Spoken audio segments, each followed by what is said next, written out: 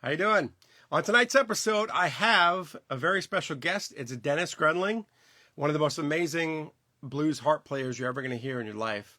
If you've never heard of Dennis, which I don't know how that's possible, you could just look him up on YouTube. You can go on Instagram here. You can also go to iTunes. He's on iTunes with a bunch of his stuff, and he also plays with the Nick Moss Band. And I'm very excited to have him. Um, it's going to be an interesting show, I think. I read a little bit about Dennis, and he's another Northeastern guy like myself. I'm from New York. He's from New Jersey. And he's been in the blues scene for quite a while. He's got a really interesting story. So I'm excited to learn more about Dennis. He seems like a really interesting guy. So let me go ahead and give him a request to join. And then we will see if Dennis comes on here, okay? All right, I know that he's going to be trying from his computer. I'm not sure if this is going to work for him right now, but Dennis, if you're not having any success, then you're going to have to do it from your phone. But yeah, so like I was saying, Dennis Gruenling, awesome blues harp player. I've been getting into his stuff more and more recently, and there's some really amazing video of him with Nick Moss Band on YouTube that I was watching yesterday. And if you get a chance, just go on over to YouTube after the show or something and check it out. Just put in Nick Moss Band featuring Dennis Gruenling. And it's really, really good. Some really good live stuff there that I think you'll really enjoy if you're a blues player or a blues fanatic or something like that. Even if you're not, even if you like different styles of music, I think you'll really enjoy his playing. You really appreciate how good this guy is. He's really amazing. I had another blues harmonica player on my very first show.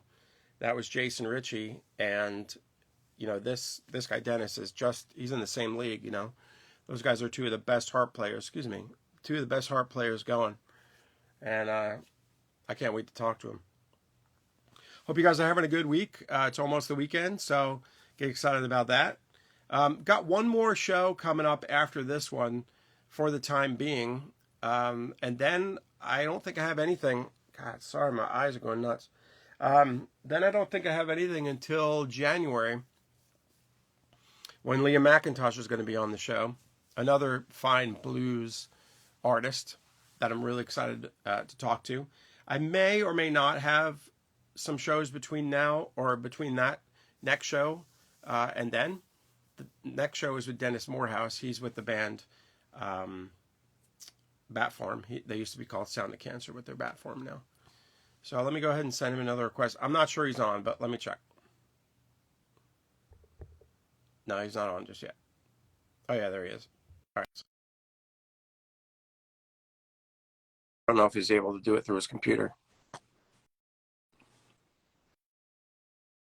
So, well, guys, this is my 20th show. I'm really excited about it. I never did I think after doing the first show that I would get to 20 shows. So it's pretty awesome. I'm excited about that. And we'll see how far we can go with this. Maybe go to 30 shows, 40 shows, 50 shows, whatever. I think it'd be great.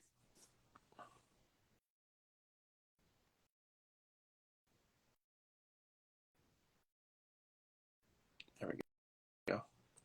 I'm trying to invite him again. Yeah, he may be having problems. He might be on his, yeah, there he is. All right. All right, Dennis, I see you there.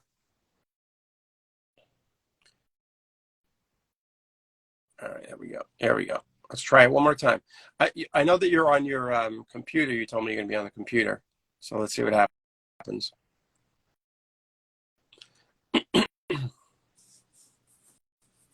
Guys, if you have any suggestions, like I've asked before, if you have any suggestions of any kind of artist that you want to see on the interview, just let me know. Just send me a DM.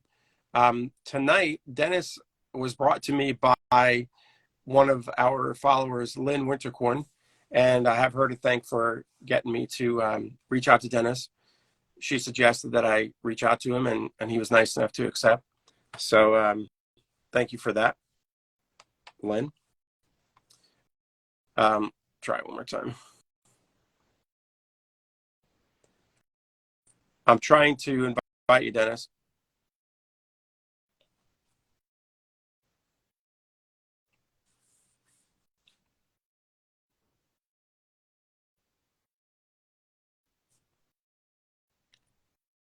Just waiting here.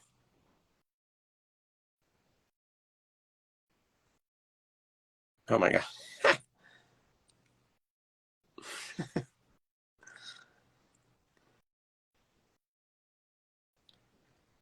So next week, actually, we have Dennis Morehouse. Like I said, he's in the band Bat Farm, and they're like a darkadelic kind of moody kind of sound. It's with Alex Calise, who handles the guitar and the vocals, and then we have Dennis Morehouse, or they have Dennis Morehouse on the drums. Really, really good band. If you follow my show, you know that I've already interviewed Alex Calise, who I've known for several years from the South Florida music scene. And her and I go way back. But yeah, I'm excited to talk to Dennis Morehouse. He's got a pretty interesting story also about his career. And it's really awesome, you know, knowing these people that have these really eclectic kind of music careers that they've, okay, Dennis, I got you, that they've managed to carve out. You know, it's really hard to become a musician, you know, and it's harder to start touring, and then it's harder to make a living doing it. But, you know, I got to hand it to these folks that are out there doing it. I think it's amazing. And, you know, it's definitely not for the faint of heart. I can tell you that much. One moment. There you go. Hey, man. What's up? Listen, you know what? You're a Northeasterner, so I'm not sure how much to expect from you. I'm a Northeasterner. For sure. What happened? Actually, on your I computer? hate to say this, admit this, but I was just on with tech support for a bunch of stuff, and the phone call went longer than usual, so I was trying to keep up with that, and I just had to hang up on them. So, Oh, no worries. Hey, I hung up on tech thanks, support. man. Just Yeah, I know. Yeah, Tech support sometimes sure. takes a while. Can you hear me and see me okay? I appreciate it. Yep. Yeah, can you hear me and see me okay? All right, awesome, man. So how's everything going with you? Great, man. Just been super busy, you know, man. I've been on the road for so many years. In the past couple of years, yeah, obviously not on the road that much. And I've been just doing a lot more with my website, a lot more with the vintage gear, and doing some more local shows around here. Good. The band was in town not long ago over Thanksgiving time, but yeah, it's been crazy. Cool. That's awesome. It's good, man. That's it. You know, it's good to get in touch with some other things. I mean, I know you were on the road for a long time. I think at some point you were like 3 years straight on the road, right? Regularly, we do over ago? 250 dates a year on the road. So it's wow. After a while, you kind of get used to it. It's a haul, man. Yeah. Geez, I was in a band and we had, I think one year, I think we had 120 something shows, and man, I can't imagine like almost 300 shows. That's crazy. Yeah, it is. So Dennis, you know, it was the first time meeting you, so it's nice to meet you. I thank you very much for doing the show. I know that we don't know each other. I was referred to you by Lynn Wintercorn. Sure. I'm not sure if you know Lynn. I think you do. But yeah, so Lynn, a while ago when I was doing the show, I'm back at it after like a 5-month layoff. But I asked you last time, and I appreciate you coming on, you know, to agree to come on this time. But yeah, so Lynn was the one who suggested that I reach out to you. Cool. So no, I was really happy it, that man. you did, you know, accept. Yeah, no problem at all. You're the second harp player that I've had on. Cool. Jason Ritchie was the first one. You're the second one. This is my 20th show. So I've come a long way from the first show to the 20th show, but I'm happy to definitely be doing it again.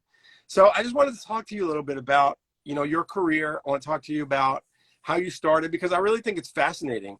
I read up on you. You basically started playing harp like you just started. I mean, you were influenced by the older guys, you know, once you heard the older guys, and then you started kicking into it, but you're really self-taught, right? You know, and the thing about it is I was always into music as far back. I mean, you know, most of us have memories, maybe going back to 3, 4, 5 years old. Even back then, I remember, you know, loving music, always thinking about music, you know, coming up with songs and little musical ideas. I thought everybody did it, you know. But I always into music. Harmonica came just randomly, as I didn't think much of it. It just kind of happened, really. But I was always into music. What did you like sing No, originally, or did no. you play an I instrument was originally? I was just into music. I never really. The funny thing is, I didn't really start singing in public until a short number of years ago. I mean, I would sing at home and in the car and Yeah. what have you. But I just I was never, when I discovered this music and harmonica in particular, I was so fascinated by the blues masters and how Yeah. well they played the instrument that not many people take seriously. You know, I mean, and of course, Right.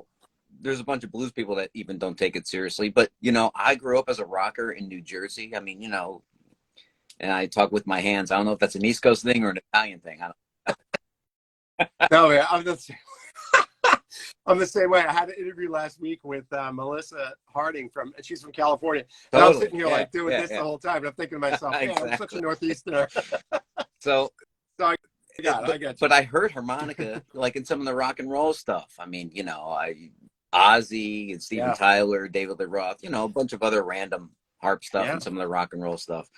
But when I heard blues Yeah. player, like some serious James Cotton and Junior Wells and those guys, Little Yeah. Walter, I was like, wow, Yeah. how come people aren't talking about this? And I guess, people were, but Right. not the people I knew. Yeah.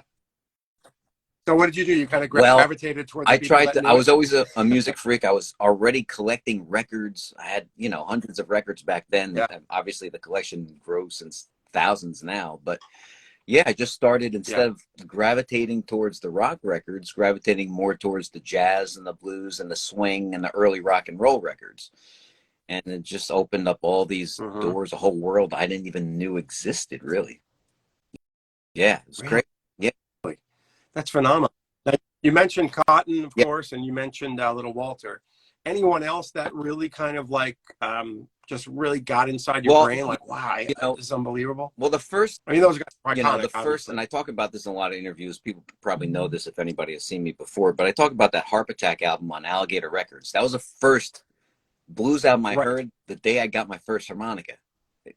So Yeah. James Cotton especially and Junior Wells from that album really made a big impression. And of course, I was big on liner notes anyway. That's how I learned a lot about the rock stuff I knew. And then jazz and blues, there's all these liner notes about where these influences come from and who the people are to listen to and who was doing this before who. And so Little Walter immediately after that was one of the first guys I heard, and left a big impression. And then other players who may not be as well known and maybe more well known in blues circles now, like George Harmonica Smith and Papa Lightfoot and stuff like that. Mm-hmm.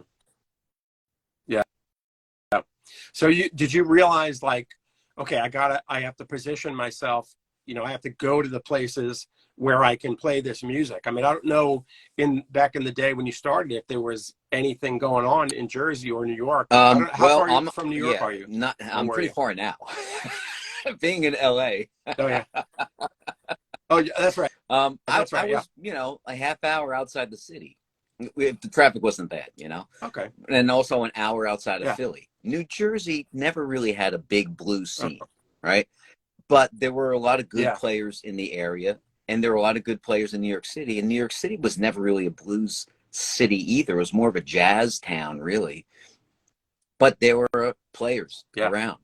And, when I was still young discovering this music, I got into, the early rock and roll stuff, like I mentioned, the early blues stuff and the early jazz stuff. And there was a clarinet player. He's since passed, but he became a good friend of mine for a bunch of years. Kenny the Vern, who lived in New Jersey. So a quick story, I mean, I was always searching out stuff anywhere I would go for records, blues, jazz, swing, rock and roll. And my mom worked at the library. So I would always go there, grab whatever I could, anything from the 40s, 50s, 60s, whatever, And there was an album, a band called Soprano Summit, and had a couple of horns on the cover. I was like, okay, whatever, this may be cool. You never know, right? I mean, that's one of the cool things now that you don't see so much, as randomly finding something that you may not discover unless some streaming service recommends it, but there's still a lot of hidden gems out there in the world of music, and you kind of have to still find it on your own. So took home this Absolutely. album and I was blown away really by how bluesy some of the stuff was. And that was a common theme between the early rock and roll stuff, the honky tonk stuff, country and western stuff that I grew up listening to from my dad's collection, and the oldies doo-wop stuff. The common thread that I was drawn to was blues. I just didn't know that that's what it was. It was called blues. I didn't know, it was a whole genre. And I got to become friends with this clarinet player who lived in New Jersey.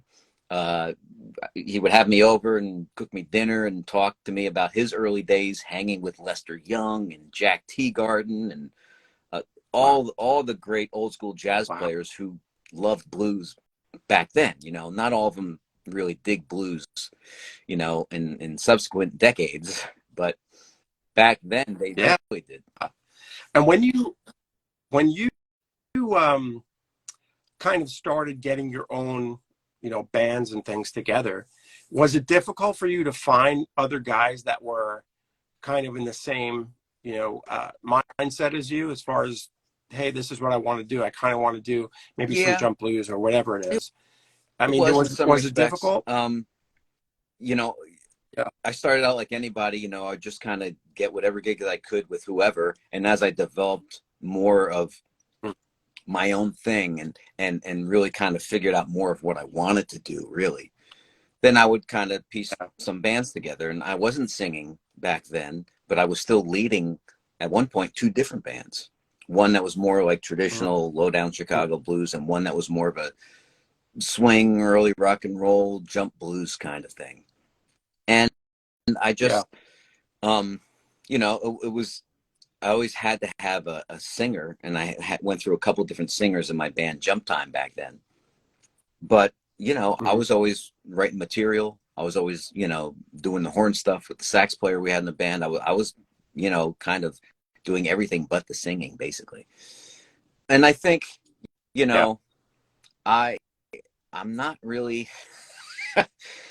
some people don't believe this, I guess, when they hear it, but I'm not really one for the spotlight. I mean, I love what I do. Oh, really? And you may not know that from my playing or the way I dress, but I don't necessarily crave the spotlight. I'm a pretty private person, but I love music. It's just inside of me, and it's just got to come out. And it's just how it is, and it's who I am. So I was always focused on learning my instrument, learning the music, self-taught completely. But I think the musicians that I gravitated towards and started working with respected at least that much about me when I was younger, that they recognized that was all about the music. And so I played with some really cool cats and different bands of my own, and then gravitated on the road with other acts completely not my own. And how long did it take you to get to that point where you felt, okay, I can go out now, I can go out on my own, I can go out with a band, I could start touring? How long did it take you to feel comfortable with that? Because like you said, you're self-taught. So I don't know, where your mind was. Like, did you have any kind of reservations about it, or were you like, okay, my playing's pretty solid? I'm confident. I was confident. I put my first record out. I was in my 20s still. I was in my mid-late 20s. I don't know. I was maybe 26 or 27. I did the first Jump Time record, and I was pretty confident, but also kind of inexperienced with traveling and being on the road. But I did book some shows on the road. I mean, I played the Chicago Blues Festival way back when with that band. That was over 20 years ago. So, but I still had a lot to learn about going on the road, and it was all myself. I put the records out myself. I booked the tours myself. How it is when you start out, especially. You do everything on your own. Yeah, that's right. Yeah. So it was a little difficult and definitely a learning experience. I was confident enough with the playing, but the other stuff was a big learning curve there. Well, it's like a business. It's like your own little business, really. When you started hooking up with other bands, or being like, I'm not going to say a side person, but I'll say like a member of another band, just like Nick Moss's band. How did that feel for you? Like, because you weren't. I mean, I don't know. I'm assuming that you're not bearing the brunt like you just were talking Well, about, like it's your own thing. I'm sure you're involved in some way, but with Nick, it's his name and all that. Like, how does that differ from what you were well, doing back in the day? good And how do question. you feel And, about that? and there's a lot, it's a multi-layered answer because each situation was kind of different in the past. After I led my own couple bands, Yeah, because I was mainly a sideman before that, obviously. So after I led yeah, my own right. bands and I kind of put them on hiatus for a while, I was on the road with a couple acts. Dave Gross, for one, great guitar player from New Jersey and producer now. Huh. Peter Karp, another great singer songwriter, American roots guy. Um, so most of that stuff was strictly sideman, like a featured sideman. Right. With Yeah. After that, I started doing more on my own again. And then I started joining forces with this guy, Doug Deming, was in Detroit. Now he's in Florida. And that was like more of a partnership. I wasn't necessarily.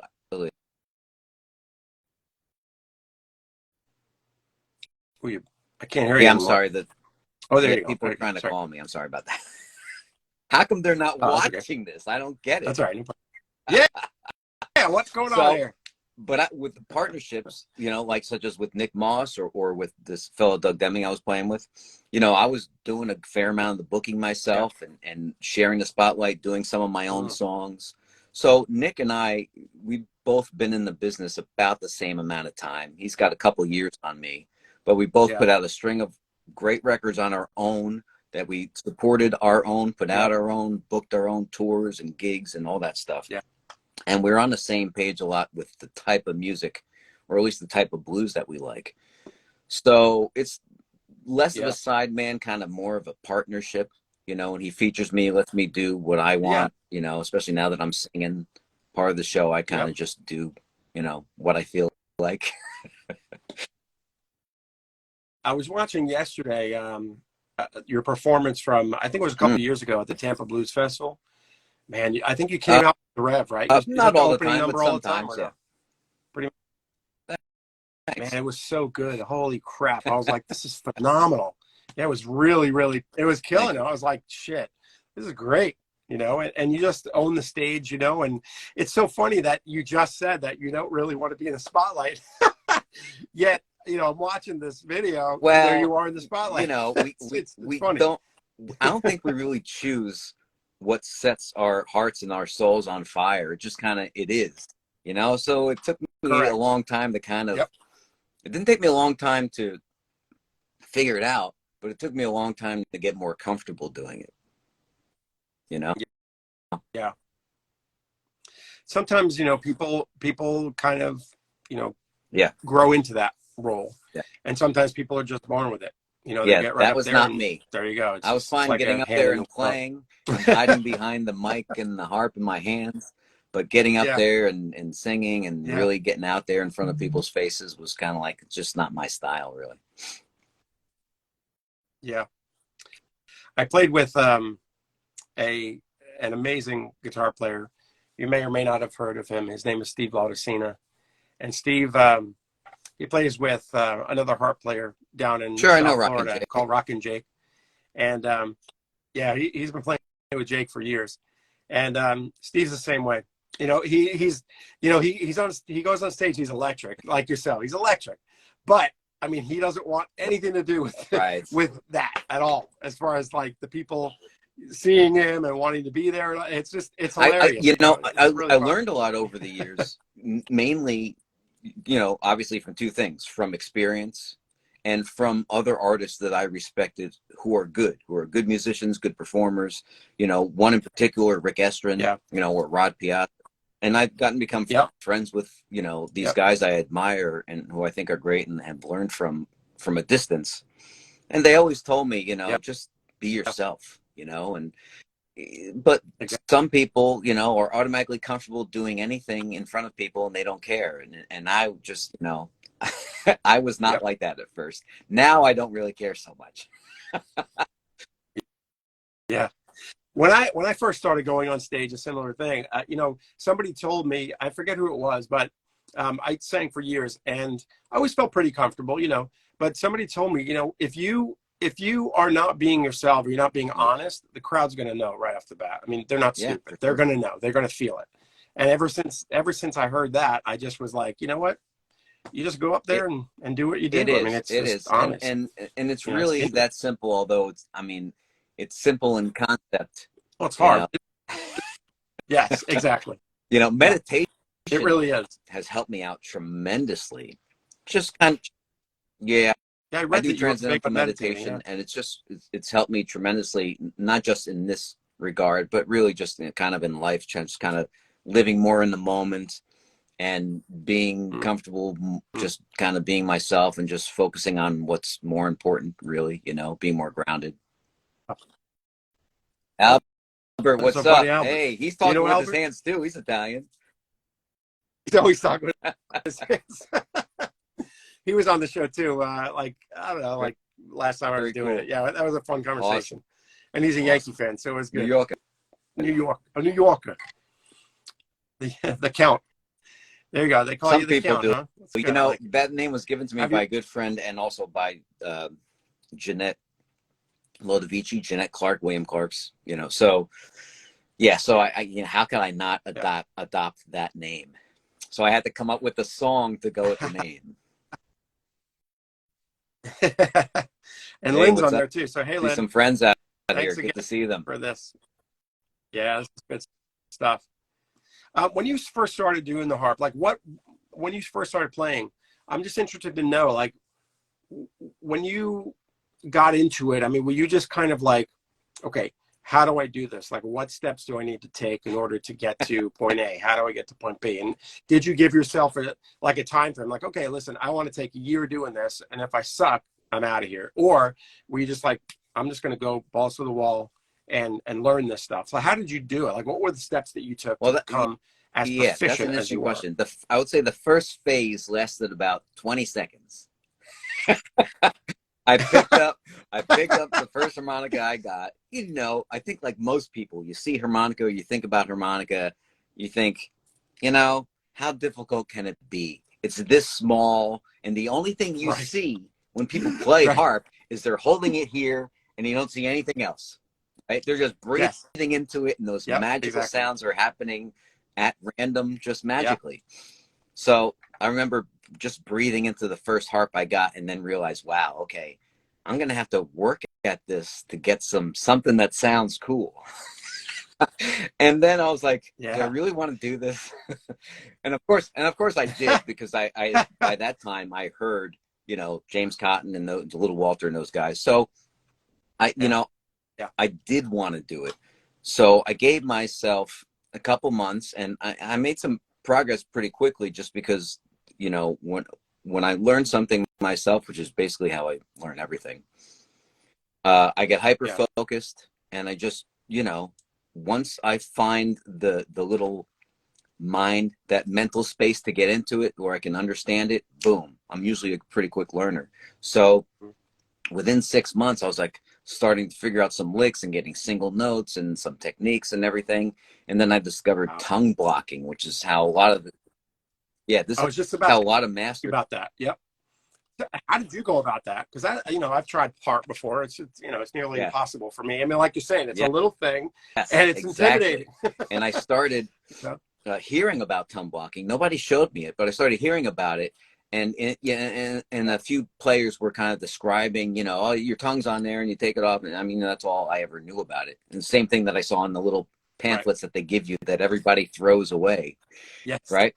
So then one day I was like, Yep. you know what? Maybe that's the missing piece of the puzzle, because people are talking about it and in context of blues music. So I started trying it out, and I was like, wow, okay, these are the sounds that I thought I needed equipment to get those sounds, or I was just playing the harmonica wrong, and it's all this stuff. So I dedicated, Yeah.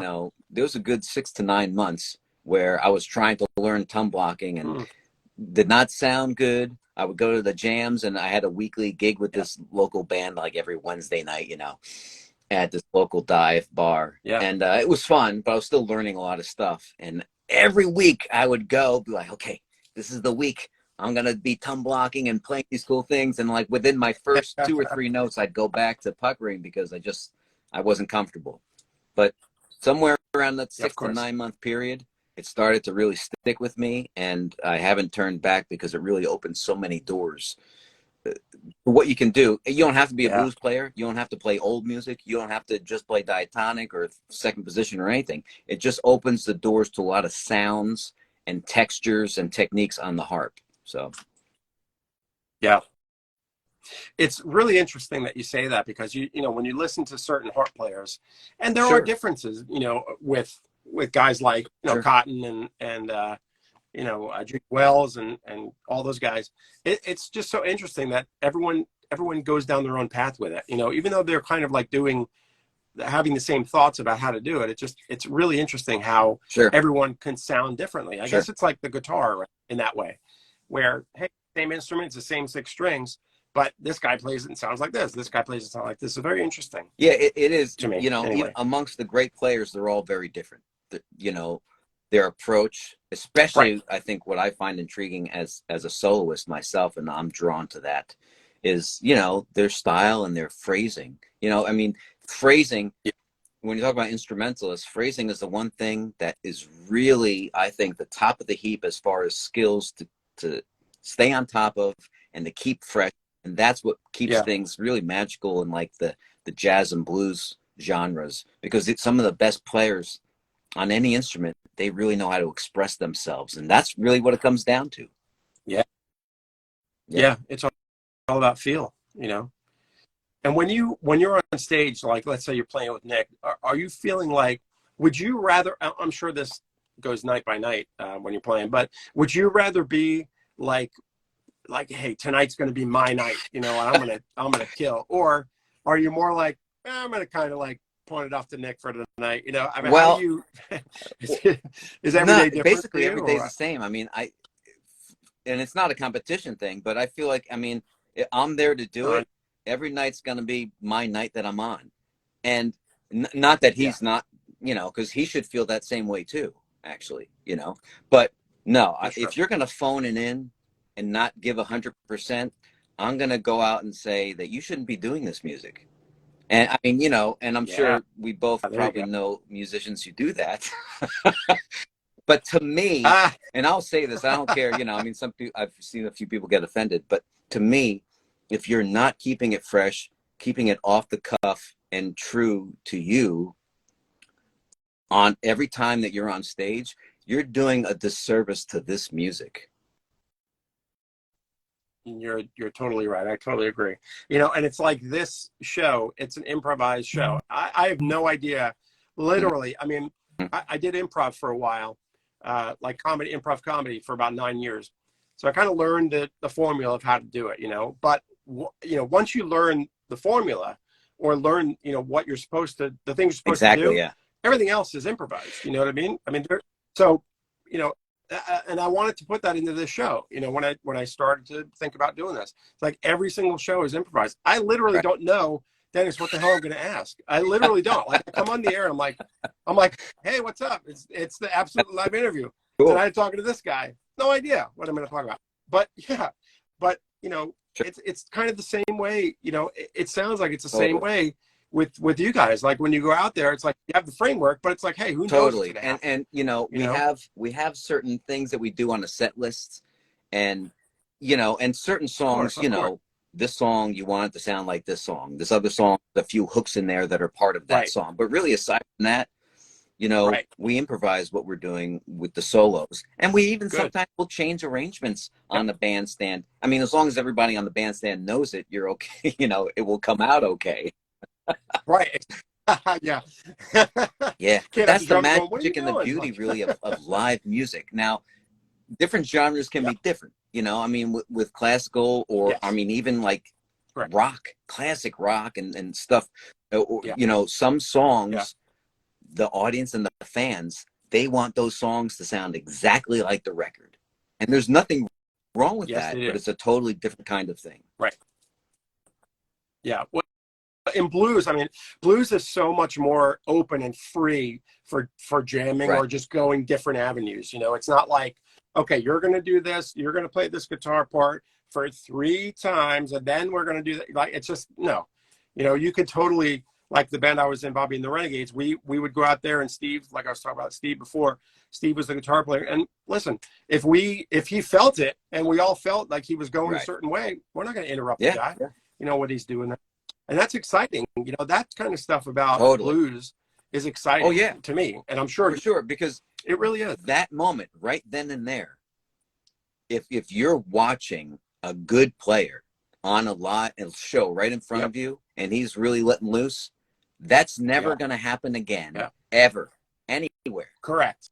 So it's a moment in time. I fell in love with that. I mean, I was always in love with music, but when I saw some great players, Rod Piazza, William Clark, and and I saw players like really going for it, and I was just like, wow, this is like a one of a time occurrence. But you can go and see, have multiple occurrences of these, in a week or a month if you go check out good live musicians. Exactly. How does Nick feel about that? Like when you're playing with Nick, does he go along with it? He's like, hey, listen, do what you got to do, and I'll follow along. Nick's a great guitar player. So Nick, so he can play all the stuff and play everything off the cuff as well, and there's a few things when I first joined the band, we were talking about doing, some more jump stuff that he hasn't done in his band for a while.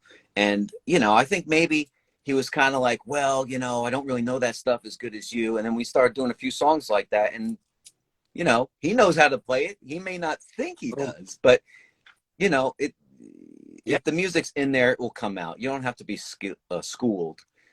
Sometimes learning some things, like I didn't go to school for this music, but I taught myself some theory.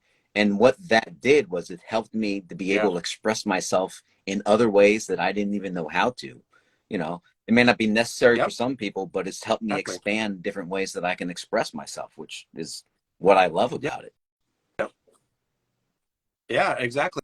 And it's like, just kind of a similar situation. I'm a singer. I really was never trained, Dennis. It's just, I went to a couple of lessons once when I was younger. And that was the end of that. I tried to go again. The teacher, it's funny, the teacher said to me, I'm going to give you your money back. I said, why? I said, am I that bad? And she goes, no, you're doing everything right. She's like, if I tell you what to do, I'm just going to screw your shit all up. So here, go sing. She said that, go sing. And you're doing it right. Cool. I said, okay. And that was it, So yeah, it is cool. And it's like, like you were just alluding to before, you're just going on feel, you're going on what you taught yourself and just how you learned how to do it. If somebody starts teaching you how to play harmonica, they're going to screw you all up. To a certain extent. I mean, I started, the funny thing is I started teaching other players when I was still pretty young and learning, but I would have other players that I knew that did teach send me some students because maybe they couldn't figure out how to teach this guy or this gal or whatever. And they knew that I taught myself. But I like to learn, right? I'm a bit of a nerd that way, I love the concepts and the theories and stuff, but really this music and art is all about the feel and the mood. But I found over the years, learning more about some of the technical stuff can broaden what you can do with the feelings and the moods. So I learned how to become a better teacher over the years, to teach myself and then also to teach others, Was that intimidating for you to teach?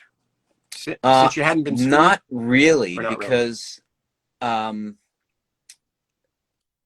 made sense of it to myself in a certain way that I thought others could relate. I think that the trick is, over the years, and I've been teaching for so long now, the trick is to always find new ways to better articulate and to explain in certain ways how certain things are done. Because just like the voice, we can't see what we're doing. Other instruments, you can look at what you're doing, but you have to learn how to explain things that are happening in your mouth and things that are happening that you're thinking of that probably are not happening. So you have to be aware, very conscious of those kinds of things. And but I love learning and I like teaching. That's awesome.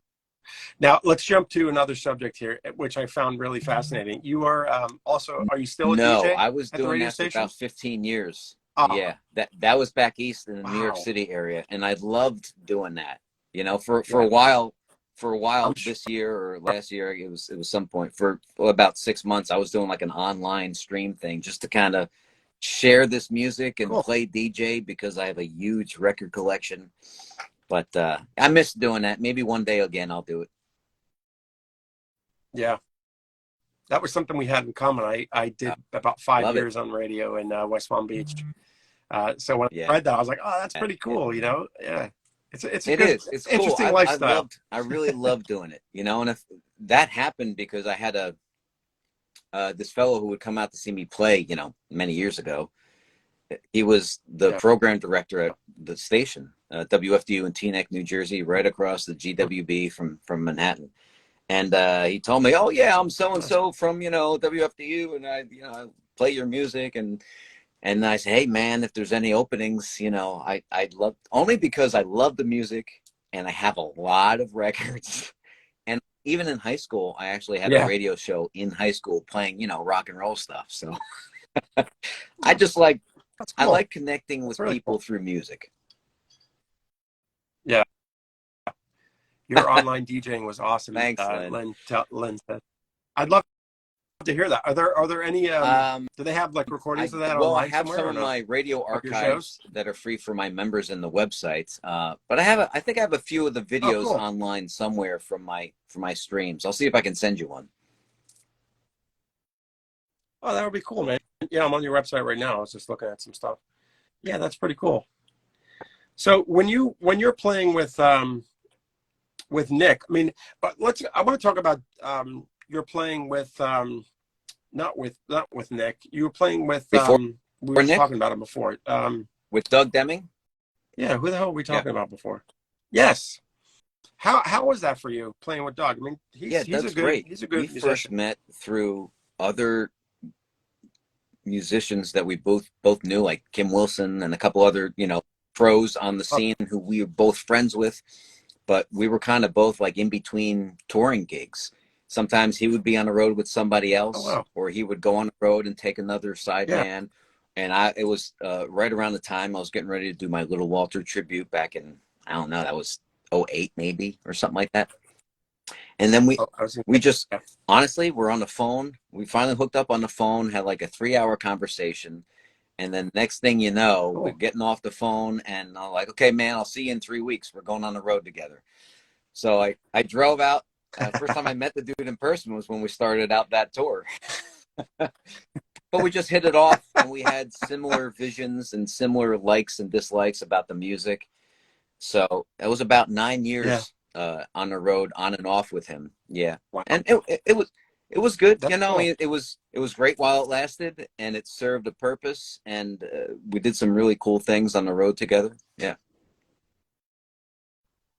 What inspired you to do the Little Walter tribute? It's a Well, great album, that so, Little Walter so check tribute. this out. So this was, I mean, I was obviously way after the fact to even see, Little Walter live, of course, passed in '68.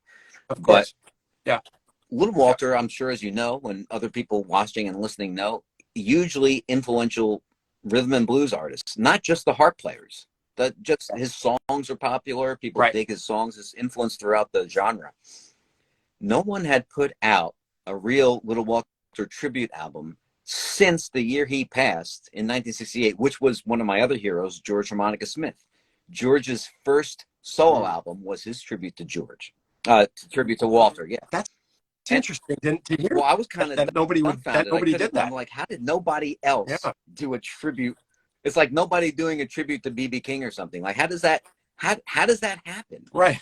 So yeah, it was crazy. Inconceivable. So it was a dream project that I had, and I had somebody go in the project with me to help put it all together. And I had Kim Wilson, Rick Estrin, Steve Geiger. We did the session out east with Geiger and my Yeah. band, and then we did the session out here west with Rick Estrin and Kim Wilson, Rusty Zinn. One of the first albums that Kid Anderson had recorded at that studio that became Greaseland. Yeah, yeah. Wow. And there's a comment Well, right there. That tribute album is one of the best tributes ever. It really is. It's a phenomenal. If you're watching this or listening to this, if you haven't heard that album, you just got to get it. It's a great album, really. It's on iTunes. It's really well done, really nice. And I love how can you not? If you like this music, for me, it's it's great. All that music is great, man. All those guys were just phenomenal artists. It's crazy. It's crazy to think how good they really were. Like really, like guys of that ilk. It blows my mind how incredible they really were. And I hope everybody in the world, listens to them and watches. Yeah, there are some. I just wish, it's not like nowadays where, you can see a video of somebody live, not even a day after. You can see it live as they're doing it on the other side of the world. And back 50, 60 years ago, you'd be lucky if there's any video footage of these. Or any coverage at all about that. What was I? Oh, Lynn just had a question here or something. She said, ask Dennis about his mic collection. So I was interested in asking you about that. You do have a pretty significant collection. I can see a couple pieces behind you, but you put up these videos and these how-tos on your page.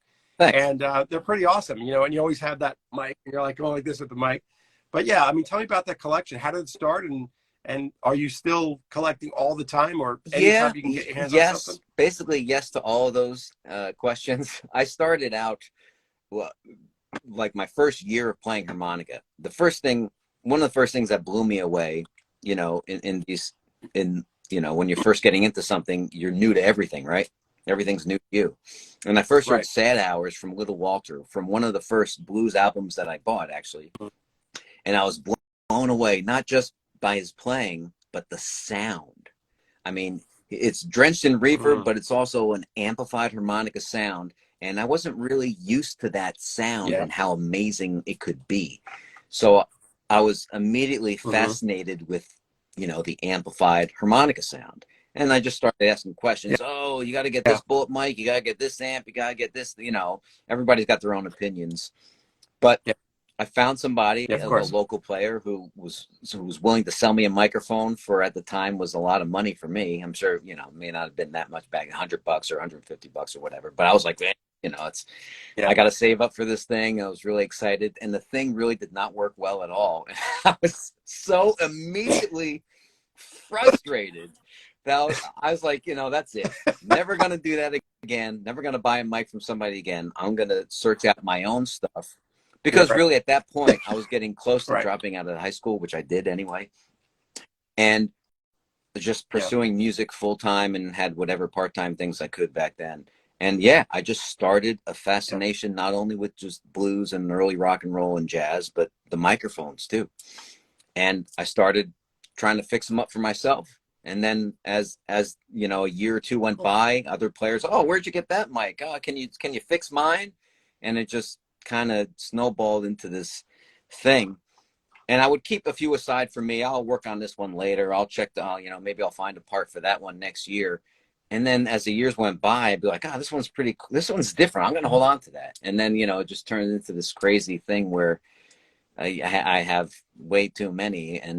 But I've learned, I'm sure I've seen and worked on more of these probably than anybody on the planet at this point. I've been working on them for 30 years. Yeah. And I've literally been through thousands of them. So it was also a lot of learning about the gear and the history of the stuff and everything. So it was interesting for me. Do you have my favorite is the classic, a static JT30 that you see. But as far as a specific one that I like to use, I try not to get too attached to like one favorite mic, because who knows what's going to happen to it. But I have a couple favorites that I just, I keep in my collection that I go to once in a while for recordings or something. But I really, I love them all in a certain way. You're like Eddie Van Halen with his Frankenstein guitar. You got the Frankenstein mics. I've had many of those over the years. Yeah, that's pretty cool. Any other equipment as far as like do you do that Well, with I've the had amplifiers a too, or collection just of the amps mics for a that while. you poke around? Over the years, though, it was mostly more with the mics because it always took up less space. And it's easier to excuse another mic purchase or two because, who's going to notice? And it fits right there on the shelf or the Right. desk. But you get another couple amps and it takes a lot more space. But yeah, I am fascinated with some of the vintage amps as well, for sure. But something about the Yeah. mics, Here's yeah. I don't mean to interrupt. I'm so sorry. There's a question right there. The same fella asked this Yeah. question, and this is something I did want to hit on. It says, can you read it there? It says, you need to ask Dennis about the negative treatment due to his individualism. It exists, unfortunately. So, yeah, I mean, you go out there and you're dressed in, leopard print and zebra skin and all this Sure. kind of crap, which is awesome, and it adds to the performance and it adds to the, the whole thing. But have you been ostracized by certain, I would say, bands or musicians or venues or anything like that? And you know what? Just pause there for a second, because I know Jason Ritchie is the same way. I mean, the guy goes out there and he looks like a freaking, sometimes he looks like a homeless guy out there, but not to knock homeless people, but I'm just saying he's not, right. He doesn't look the norm, right? And so a traditionalist probably gave him a bunch of shit. In fact, I'm pretty sure that I asked him that question or something like it in our interview, and I'm pretty sure that he came back with, I mean, he was like the black sheep because he was like a rock and roller up there playing harmonica. So you're the same kind of way. So have you been pointed out or singled out or ostracized because of that by anyone? For sure. Or any groups? And I'm sure maybe Jason talked about this too. I'm really no stranger to that anyway. I've always been a little different. I wear my hair. I grew my hair, from before high school. My nails are polished. I had acrylics last week. I mean, believe it or not, we're still in a world where people think stuff like that matters. Which it blows my mind. I know, right? Right. It's just kind of crazy because if anybody, let them be. Who cares? Right. I mean, if somebody were to criticize Jason on that, I like to hear that person who's doing the criticizing. I like to hear them play and talk about the music as well as he does. And exactly, to me, it's always been about the music. I don't mind. I'm kind of used to, getting the strange looks, or maybe people don't know me, not taking me seriously. And maybe I take, maybe off the record between you and I take a little enjoyment out of, people kind of second guessing their first impressions after hearing me play and hearing me talk about the music. Right. Because really, to me, that's almost as important as just also me being myself. Because what it is in the end is me being myself. I mean, I love animal print. Yep. I like having my nails done sometimes. I think it's cool. Other times it gets in the way and I rip them off because I got to do microphone work. I mean, I just kind of, it is what it is, Right. Yeah. To each their own, man. Who cares? Sure, that's how I look. I've had not so much band members, maybe when I was younger, but I've had other people in the industry, in the business, maybe some older folks who may have been fans or may have been students, not even give me the time of day because, but also by the same token, on the flip side, I've had a lot of people, traditional blues lovers, some of the older blues musicians themselves tell me they respect me and they don't really care about any of the other stuff because it doesn't really matter. Yeah, I was just about to ask you about the purists, the blues purists. They probably had a bad taste in their mouth because of, you didn't come out and look like here's the funny guys, thing though, is when those purists, some, maybe some of them are judging me or whatever, then they hear me play. To them, I'll sound like a purist in how I play, even though I'm not really. But I use a lot of traditional techniques, and I know a lot about the history of the music. And people should be revering the masters and the history of the music more than anything else, for sure. But some of these 100%. People definitely who would give me funny looks or not give me the time of day, I think twice after they hear me talk about it or hear me play. But it, I mean, it's really just me being me. Yeah. It's among people of your skill level, that's, I love hearing what you just said, because it's like, you're in it for the music. You're a purist as far as like Yeah. the things that you believe in. You are who you are. You play how you play, and this is how you feel. It's all like we were talking about before. It's all about feel. Blues is all about feel. So I love that. I love it, man. I love hearing you One of talk the like things that, and I'm glad. I mentioned earlier, one of the running themes for me with the music I was always attracted to was like a bluesiness, which I didn't know. Like even when I was younger in high school, I loved the New York Dolls. The New York Dolls are the way I first heard Bo Diddley and Sonny Boy Williamson. You know, yeah, Yeah. yeah. Oh, And yeah, it's most like Led Zeppelin. most Same blues thing. traditional blues fans would be like, New York Dolls, are you kidding me? But Right. not only was it my first exposure to some of that stuff, but it was just the attitude too, like Little Richard, Bo Diddley. I mean, there's a common thread, a common attitude and feel with this music that doesn't just stick within Definitely. this genre. And there's a lot of blues artists that really, to me, don't have that as well. And I just feel like the common Yeah. denominator for me has been the authenticity and the feeling of the artist. Yes, for her, for sure.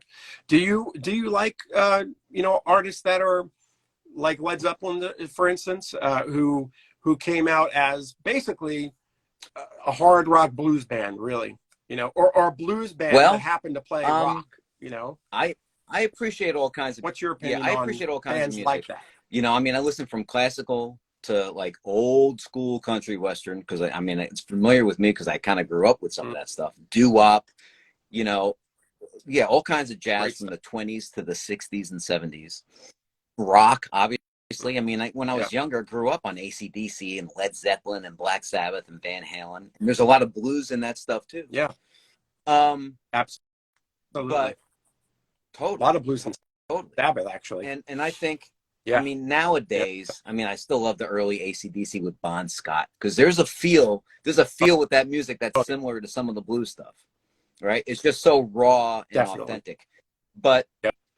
the rock blues thing, I think because when I first got into right before I discovered blues and right after I discovered blues, I was so into the rock blues thing. I think as I discovered some of the origins of this music and the greats who have come before, I have less of a taste for that, but I still love some straight up in your face rock and roll from Little Richard to like Jim Jones is a good example. He's over in England, but Yeah. he's had a couple of records out, the Jim Jones Review, and he's got something new out now that's coming out now. Nikki Hill's on Oh, I wow. think one of the new songs, but it's almost more like a punk attitude, but it's just straight up rock and roll, which Hmm. I dig. It's about the feel and about communicating something. It is. It really is. That's all it is. And speaking of feel, did you ever, you've heard Oh of yeah, Sean sure. Costello, right? Like, yeah, I mean, that's all feel. That Totally. style of blues, all feel, and that's just what it is, man. The blues is feel. Yeah, And hey, if people don't get it, totally. Yeah, oh I well. don't understand how you can't get it, but You know, everybody's no, on a I different wavelength, don't man. either. I don't. Yeah, it's totally true. Um, we're coming up to about an hour or so. I don't want to keep you longer. But if Sure, you're cool with hanging sure. out, we can talk for a little bit longer. Yeah. Do you have any kind of, there's some questions I think in here. There was another question that has one at the top. Oh yeah. And some comments. Dazza Boots Best. He says, Dennis has one with the top guys from back in the days, a living encyclopedia on the music and owns his look. That's awesome, man.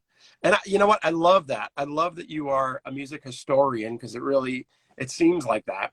As far as a blues, blues is concerned Well, too. I thanks. mean, it's a And very it's just impressive. from my love of the music, and yeah, I grew up, Yeah, always hanging out with older kids, and I was, listening to records when I was yeah, younger, and as records got phased out, I was still buying records and not only listening to them. I mean, I still have a huge record collection, but I learned a lot, not just from listening, but yeah, from the liner notes on all those albums. And you started out when I was yeah, listening to more rock, and then now got into blues and jazz and other, more roots styles. I learned so much about it. Yeah. And it's interesting because, you know, I mean, it seems maybe passe now to be talking about the details of some of the early roots music, but it's so crazy to me to think that way, because this music has influenced every other style that has come after it. Everyone. And not even just American music, worldwide. 100%. Yeah, absolutely. Yeah, it's funny Yeah. that the reach is so vast, you know, like you're saying. I mean, these guys started Yeah. in literally the cotton fields. Some of these guys started in the cotton, picking cotton, and literally their music is felt, you know, Totally. around the globe, Yep. literally around the globe. You know, there. It's interesting. I was talking to, I think it was Melissa last week, and I asked her privately in a DM if she had ever heard. Oh no, I'm sorry, it was Patty Pershela. She liked blues, so I asked her if she had ever heard the those recordings from what the hell was his name? I'm sure you've heard it, Dennis, where he went out to the cotton fields and he literally set up a microphone and recorded the guy singing and doing the worship music and praise music and it was blues. But have you ever heard that? Probably You know a what I'm lot talking of about? those. Was it some of the stuff from Alan? Was it old But stuff from Alan Lomax? It was Lomax? Alan. Oh What's his yeah, name? he had a Alan. bunch of those. Yes, There's a whole Alan series, Lomax. especially with Sonny Yeah. Boy One and Big Holy Bill. shit. Yes. Classic stuff. Yes. Yeah. That stuff is unbelievable. Like if people that are watching, if you can kind of seek that out, it's you know, Alan Lomax. I think it's called Alan Lomax Field Recordings, perhaps. But that stuff is unbelievable. You know, it's very crackly and poppy and all that kind of stuff, right. And it's hard to listen to. And I'll say this, but because I've talked about this a lot in my webinars and in my live Totally. streams. A lot of people will say, you know, they have a hard time listening to the older records. But really, if you give it a few, the first for most people, maybe the first 2 or 3 times is difficult. But once you get used to it, your ears kind of phase all that stuff out. And there's so much great stuff to be heard if you really want to hear it. Yes. It really is amazing. I would suggest anybody to go and listen to that stuff. And keep in mind, it is not like today's music. I mean, you're not going to hear anything polished whatsoever. However, what you're going to hear is the most honest and real music that you'll ever hear in your life. I mean, it really is that. It's moving. It really is moving. Yeah. Oh, I was just interested to see if you knew about that, but I'm sure you did. You know, that stuff. When I first heard that, I was in an old band of mine called the Heldorados, and my guitar player, I came over one day for rehearsal, and he's like, "Well, we're not rehearsing." I'm like, "What do you mean?" He goes, "You got to listen to this. You got to listen to this."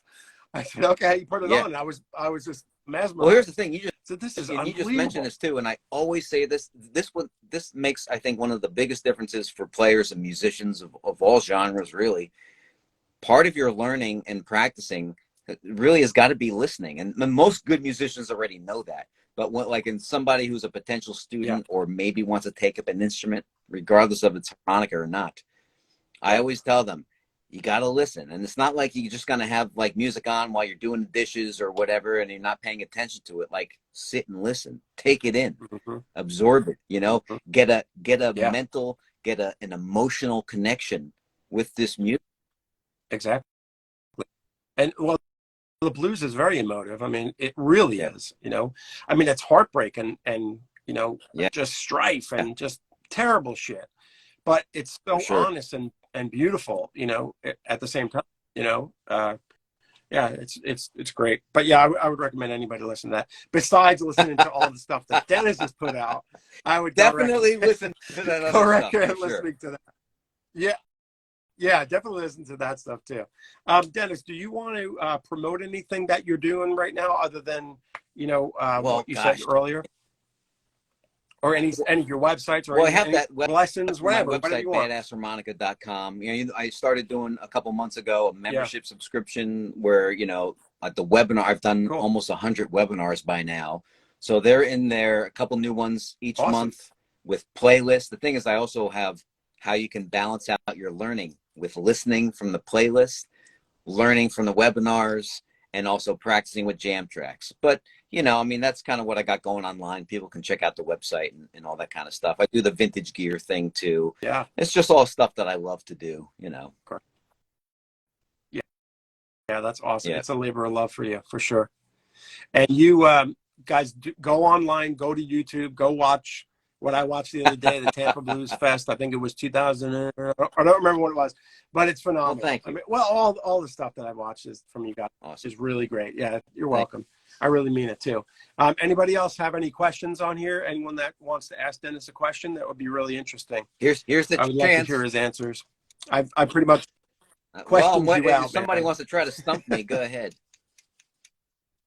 You're amazing, great. Dad. Oh, that was my sweetie, my little. Badass Harmonica membership has helped me progress so much, man. Oh, thanks, awesome. man. Appreciate that. Yeah, that's cool. That's really cool. And you're learning from a guy who's, you know, self-taught, and he's just, I mean, I'm telling you what, man, you're easily one of the top blues harmonica players. Well, thank you. I'm going to say ever, and you're probably going to tell me no. That's all, but, you know, the best is, you know, it's all a matter of opinion. I do appreciate that though. So I'm not going to say you're wrong, but there's so many other players I like better. Yeah, I'm sure.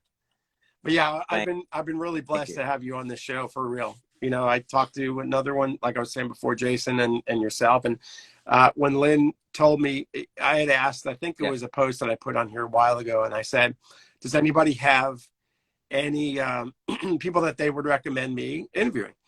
And go Dennis. And they said, yeah. And Lynn was like, yeah, you got to interview Dennis. He's awesome, and you're going to love him, and blah, blah, blah.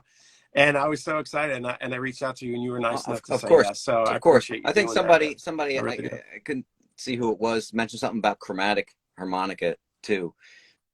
Boy. Oh yeah. Okay, let's see. Do you think chromatic is dying off with the new generation of players? That's a good question. I think as an instrument, the chromatic is more intimidating. I mean, you know, most people see, you know, your basic folk rock players, blues players play something like this, and then when you go to something like this, it's kind of like, what is that?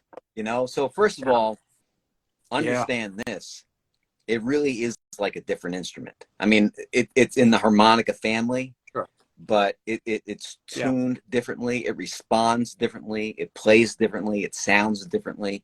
So I think that's part of the reason probably why less people pick it up, especially when they start out. Now, if they want to take it more seriously and they're not afraid to learn, then you can start learning chromatic, like maybe some of the great blues players played. Little Walter and George Harmonica Smith would be the two big ones. But, you know, and players who took it on from there, like William Clark, Rob Piazza, you know, Rick Estrin does great stuff. You know, Kim Wilkins played some great stuff on chromatic. I do a fair amount. Paul DeLay did amazing stuff that's blues related on chromatic. But, you know, some people, I'll just say this. The harmonica sometimes attracts lazy musicians. So learning this is hard enough. Learning this, is, you know, it's a several levels kind of beyond that, but it's out there, and you can discover good players if you kind of do your homework and check out some of the guys that I mentioned. But I think there's definitely less players tackling it just because it's a little less accessible to the beginner. For sure. If somebody's starting out, this is my question to you. If somebody's starting out on harmonica, what do you recommend that they do? You know, you've lived it. So what do you recommend as first steps, and then maybe a more moderate, and then you're gonna like going for you're not gonna like this maybe. What? Hold on, Steph. What non-R players would you recommend? What transfer? Cool. Okay. Good. Hold on. Okay. So one of the first things I will say is, you know, social media can be a great thing. But I will say this nowadays, because social media has been evolving so much, is if you're starting out, seek answers not just from social media. Because these days, anybody is an expert on anything if they make 3 videos. And there's, you know what I mean? I'm sure that you know what I'm talking about. That's why I'm laughing. So the worst thing is, and I see it so often, is when people get started off on the wrong foot with something they don't know about. In this case, we're talking about learning harmonica. It's easy to get started off on the wrong foot with this because there's so many beginning players that think they can teach and be a star on YouTube. Get some beginning tips from somebody who really knows what they're doing.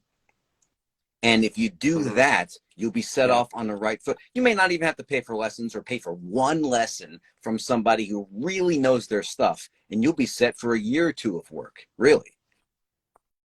So here's part two to that question. Now, how do you recognize somebody that really knows their stuff and somebody that's a YouTube guy? That's difficult. Yeah, that's hard. If you're a total newbie, usually what people will do, they'll go on social media and then they'll look up and they'll find somebody, and half of the people are not even going to be experts or good, but they're going to be out there making videos in their living room, you know? Right. But then how do they know to find me or somebody else like Joe Falisco or Jason? How do they know who's who? And you don't. You just you do your best to find out good information, but I've seen so much misinformation online that you know, you want to talk to real players, you know, for anything, any skill. Do you? Well, of course, I mean, guitar, bass, drums, whatever. You know, do you? I wanted to ask you this, and somebody said, "Don't ask him that." Don't ask him that. Maybe they don't. Maybe they don't like each other. I'm gonna ask you. I'm gonna ask you no matter what. Don't ask him that because maybe they don't like each other. And I said, okay, whatever. Somebody said, you have to ask him if he and Jason are friends. Or, and I said, why would they not be friends? Well, you know, Jason's had problems, blah, blah, blah, which he's been very open about. And I said, whatever, I'm asking. So I'm sure that you and Jason have crossed paths many times. I've known Jason. I'm sure. Well, maybe not. Jason's I'd say about 20 years. Yeah. Oh, that's awesome. Okay, so you've seen everything from Jason. Now, he was really upfront with everything. I asked it, you know, it's funny. I texted him the day before the day of the interview. I said, is anything off limits for you? He goes, no, my life's an open book. To ask what you want. I said, okay. And I didn't even bring it up in the interview, his stripe that he went through. He's the one that brought it up. So I'm really happy to hear that because that's what I figured. I figured if you guys run in the same circles, you're gonna, you know, you're probably friends. You're both of the same ilk. I mean, you're both amazing, and I figured that. So I'm really happy. You can ask me anything too, and if it's something that I don't want to talk about, you'll probably figure that out pretty quickly. So, well, I'm I'm a pretty private guy, but if something, you know, if something is not a good vibe, that's the only reason I'll stay away from it, really. No, that's cool. Don't worry about that. Whatever. And Lynn says that wasn't me that asked you that. No, it wasn't. It wasn't you, Liz. Lynn, it wasn't. It was a friend of mine. Yeah, and I said, "Wow, that's stupid. I'm not gonna ask the guy that." He's, you know what? There's a lot of mutual respect between Jason and I. I think he's great. I think he's great at what he does. He not only is he a great harp player, but he's got his own thing that he's really good at. And he's about the music. He's about learning, and you know that's what drives him. And I can really appreciate that. Yes. And it's funny, you know, people would say, "Oh, they're both harp players." Okay, yeah, they are. But you and he are not the same type of harp player. I can tell you that. Very different. Very different. You know, listening to your stuff as much as I've done the past week or so, and listening to Jason's stuff. Oh, totally. Different. It's just different. Same, but you know, different. And we've jammed probably a few clips on YouTube. You know? You can see us jamming and playing together. Really? Okay, I'm going to check that out. I was going to ask you, have you guys ever played together, like on stage? There's a few clips from way back when that I probably wouldn't even share because I don't even like how I sound on them. But yeah, sure. Really? Oh, I usually I'm going to search like a day or so after I play something. I'm kind of over it. But I'm like, why did I do that? I could have done this different with that note. Why did I hit that?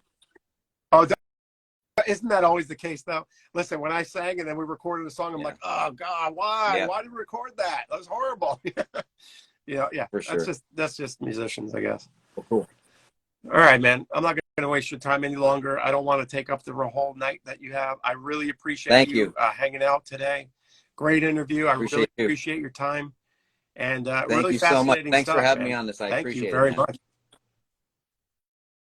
Oh man, no problem at all. What's this? Amen. Jason and Dennis do their own thing, aren't traditional in their look, and they're still amazing. This should be the lesson I to all agree. of the And not community. only Yeah, the it is. lesson to the blues Good community, lesson. but the lesson in general to the worldwide community. No, for sure. Absolutely. Absolutely. Thank you. All right, Dennis. Thank you so much. I really appreciate it again. And maybe Yeah, some other time we can do this, let's do it. in the future. We'll do, maybe next Cool. time we'll do an improv All right, comedy man. thing. Yeah, let's do it. Let's do it. And maybe next time I'll have you play a little do bit like of harp. I didn't even we could ask do you to like play whose anything. harp is it anyway? Cool. All right, man. Good to see you. That's good Thank stuff. you. All right, man. Take care. You too. Thanks so much. No problem. Take care. All right, man. All right. Thank you, guys. Really, I appreciate you guys hanging out. That was a great show, man. A lot of fun. Can't wait to have them on again. And thanks everyone for being with us the whole time. We had like a lot of people watching, so I appreciate it so much. Like I said before, if you have anybody else that you want to see on the show, I would love to talk to whoever you think is, willing to do that. And don't forget, next week is going to be Dennis Morehouse. He's the drummer for Bat Farm. He's amazing. He's out of California. And after that show, I think it's going to be kind of dormant for a little bit on the interview. But I am trying to hook up with some other players. Christmas time, holidays and stuff can be difficult to get people to do stuff. They're out shopping and getting their lives, going there for the holidays. So anyway, appreciate everyone hanging out. Lynn, thanks a lot for hooking me up with Dennis. Awesome stuff. And I appreciate it. Terry Hank. Yeah. I actually have a lot of people that know Terry. A lot of people that I played with in South Florida know him. So yeah, I'll hook up with him and I'll see if he'd be interested in coming on. That would be a good show. So anyway, thanks a lot, everybody. Really appreciate it. Thanks for watching the Absolutely Live interview, and I will see you again some other time. Thanks.